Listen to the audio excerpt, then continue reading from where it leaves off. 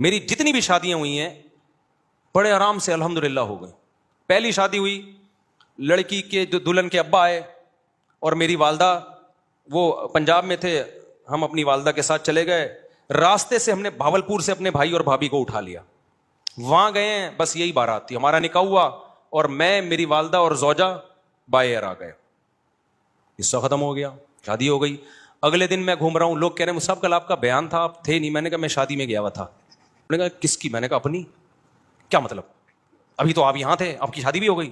میں نے کہا شادی میں تو وہ بولے قبول ہے, ہم نے بولا قبول ہے تو ہو گئی, اس میں کیا ہے. تو میں نے کہا ولیمہ کر لوں گا میں, آپ بے فکر رہیں. ولیمہ بھی اپنی جو میری حیثیت تھی اس کے حساب سے کر لیا, جتنے پیسے تھے اس کے حساب سے کر لیا. کوئی قرضے نہیں لیے, کوئی ادھار نہیں لیے, اپنی اوقات دیکھی کہ یار اتنی اوقات بنتی ہے تو اس حساب سے کر لو.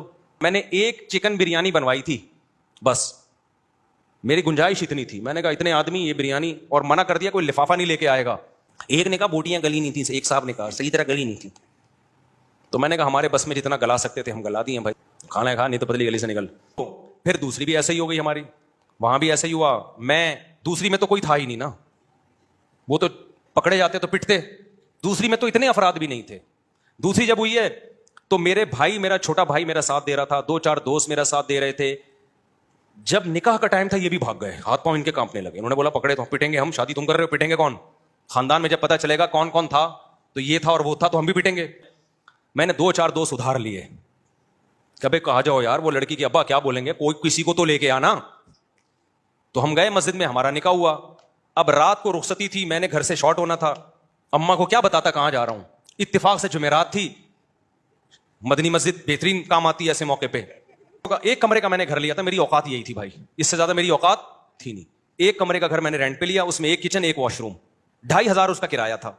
میں نے بتا دیا سسرال کو فی الحال میری یہی اوقات ہے بھائی, اگر آپ نے بھیجنا ہے تو اسی میں رہ لیں, جب اللہ تھوڑا آمدن اچھی کر دے گا تو ذرا اچھا گھر لے لیں گے. ان کو بھی اللہ نے شعور دیا تھا, انہوں نے کہا بھائی اچھا رشتہ, ان کے خیال میں اچھا رشتہ تھا, چلو بھائی اللہ مدد, توکل کیا اللہ پہ, تو ہماری شادی ہو گئی. جیسے جیسے بچے ہوتے گئے اللہ تعالیٰ مالی وسعت بھی دیتا چلا جاتا ہے. دیکھو ایک بہترین مثال دوں آپ کو, جہاں درخت زیادہ ہوتے ہیں نا بارشیں وہیں ہوتی ہیں. کیا خیال ہے؟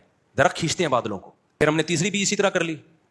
وہ کیسے ہوئی تھی ابھی مجھے ساری شادیاں یاد نہیں ہیں کہ پوری ڈیٹیل, وہ بھی ایسے ہی ہوئی تھی, بلکہ وہ تو اتنی آسان ہوئی تھی. ہم بیٹھے ہوئے تھے تو جو ہماری زوجہ ان کے گھر والے تھے انہوں نے کہا کہ بھائی کیا خیال ہے, پھر مجھے پورا جو ہے نا معلومات لی کیا آمدن ہے. میں نے کہا بھائی یہ ہماری آمدن یہ ہے ٹوٹل یہ ہے, تو اسی میں 2 ہیں تو اور چل ہی رہا ہے اللہ کا شکر ہے. تو انہوں نے کہا بھائی بندہ, ان کا خیال تھا بندہ صاف بات کر رہا ہے, کوئی 2 نمبر ہی نہیں ہے. تو وہ علماء کا خاندان تھا.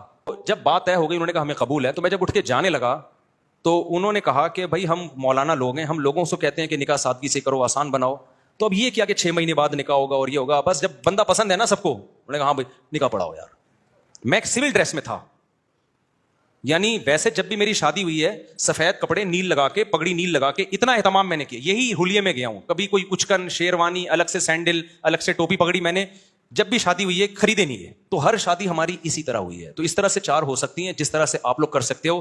ایک شادی کمر توڑ دیتی ہے آپ کی, اس میں اتنا خرچہ, قرضے چڑھ جاتے ہیں آپ کے اوپر, پھر اس کے بعد آپ پہلے ان قرضوں کو اتارنے میں اتنا ٹائم لگتا ہے, پھر آپ کی جوانی کا بہترین حصہ وہ سارا ضائع ہو جاتا ہے, جو پیسہ آپ بچا کے کسی اور اچھے کام میں استعمال کر سکتے تھے.